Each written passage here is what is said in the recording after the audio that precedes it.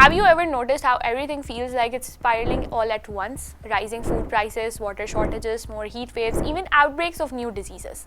There is one big reason that quietly links many of these problems: overpopulation.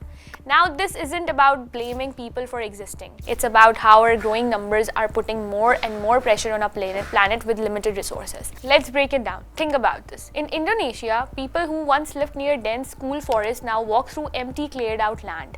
The trees were cut to make space for palm oil plantations. It's hotter now, the floods are worse, and the weather is more unpredictable. This is happening all over the world. We are clearing over 10 million hectares of forest every year just to keep up with growing demand, homes, food, fuel. But those forests used to absorb carbon dioxide. Without them, we are making the climate change worse. And with more people comes more cars, more electricity, more factories, all pumping out emissions. It adds up. Now imagine being living in rural parts of Sindh, walking miles just to get a bucket of water.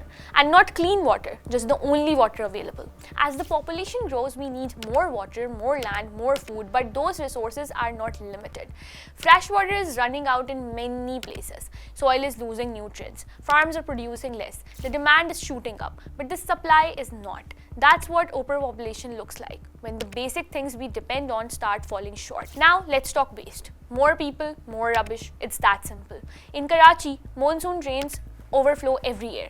Plastic bags, sewage, industrial chemicals, they block drainage, flood homes, and spread disease. Cities around the world are struggling to manage the garbage. Rivers in Manila are full of plastic. Smog in Delhi gets worse each winter. We are producing waste faster than we can handle it, and it's poisoning the air we breathe and the water we drink. And when cities grow faster than governments can keep up, you get overcrowded schools, jammed hospitals, housing shortages. In parts of India, there are classrooms with 70-80 kids and just one exhausted teacher.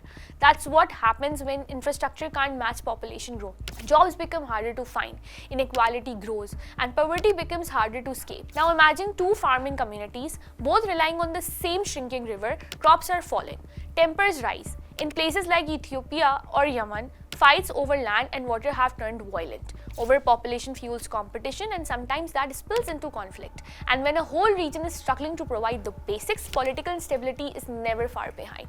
So when you hear about floods in one country, food shortages in another, and yet another pandemic warning, remember this: we are all connected, and the overpopulation is the thread running through many of these crises. If we want a future where people and the planet can thrive, this is a conversation we cannot afford to ignore. For more, subscribe to DawnNews English.